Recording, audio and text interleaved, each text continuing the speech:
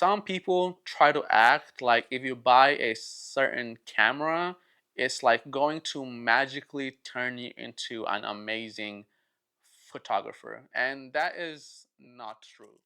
Is the Fujifilm X100 the perfect camera?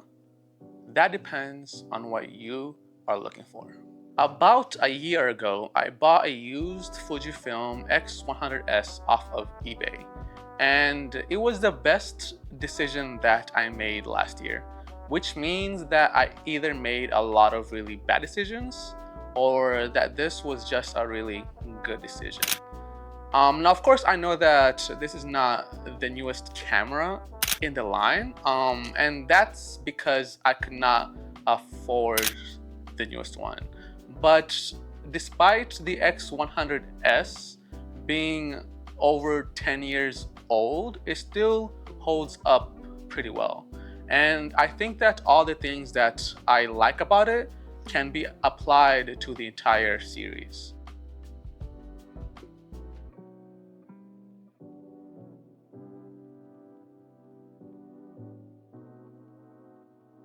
So let's start off with the defining feature of this camera, the size. It just about fits in my palm, which is saying a lot because I do have pretty small hands. And because of how small this camera is, it is pretty easy to bring it with you pretty much anywhere that you want to go. And of course, as they say, right, the best camera is the one that you have with you. Over the past year, I have brought this camera to a lot of places, from vacations to hanging out with my friends, and even to sport venues and museums. And that has been pretty valuable to me. And then on top of that, because of how small this camera is, you are able to also bring it into most venues, right? Most professional venues don't allow professional cameras, which just means any camera with an interchangeable lens. Now, of course, the X100 does not have a lens that can be changed. So you are able to bring it with you to like sporting events and still be able to capture professional pictures. That brings me to my next point. The size of this camera would not mean anything if it did not also have a good image quality. And like I said, the X100S, which is the one that I have, is over 10 years old, and it still holds up pretty well. Despite how small it is, you are still able to capture images at a professional quality.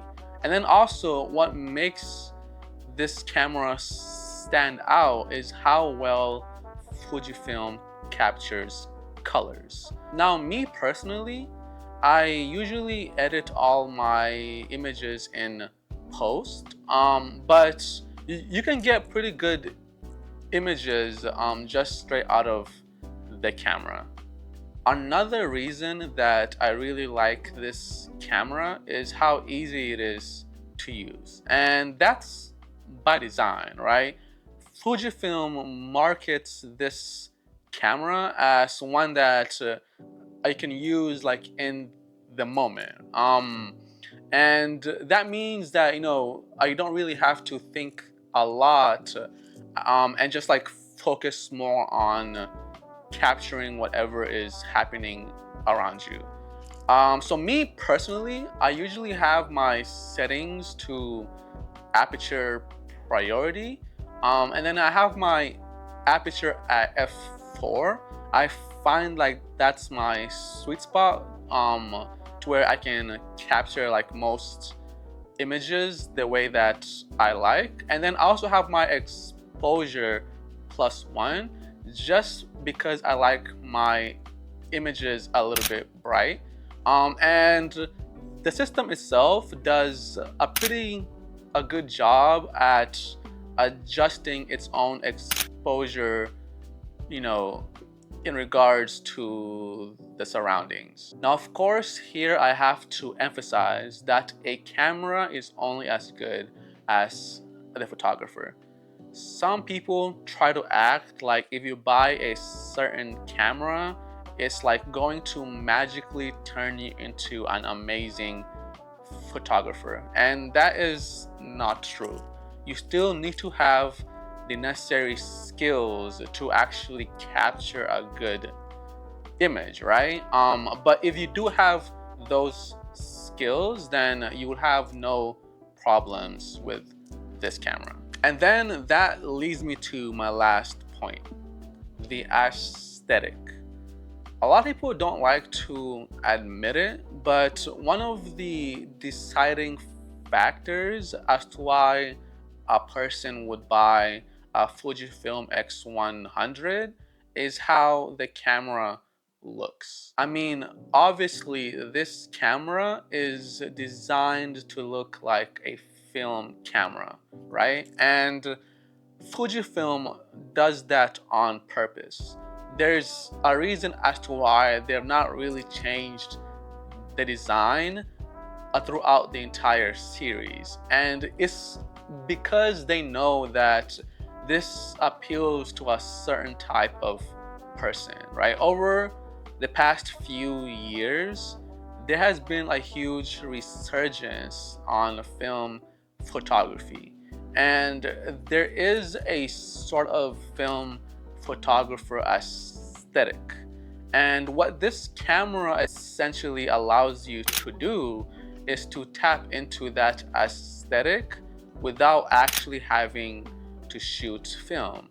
Now, there is some people who might say that this makes you a poser, and to me personally, it's like if you don't want to shoot film, which I can understand why, just because like that whole process is pretty cumbersome, but you still want to tap into the aesthetic, then who cares, right? So if that's what you are trying to go after, then this is the right camera to do so.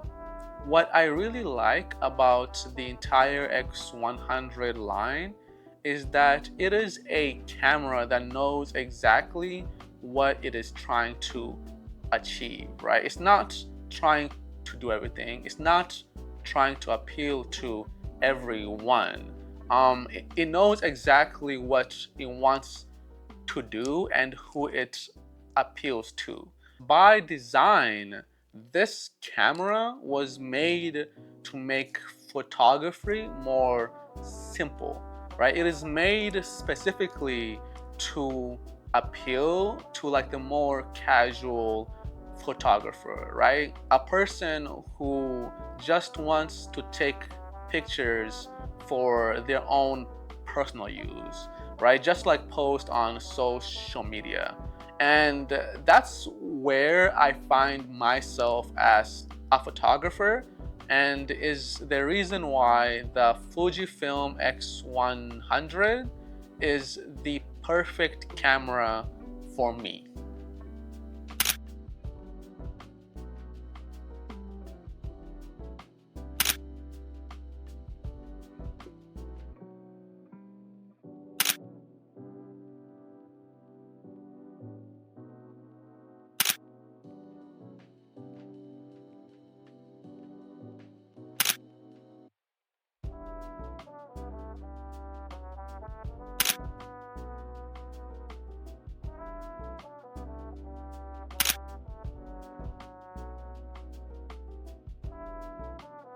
I hope that you enjoyed this video, and I hope that I provided you with some unique insights to make the right decision in your photography journey.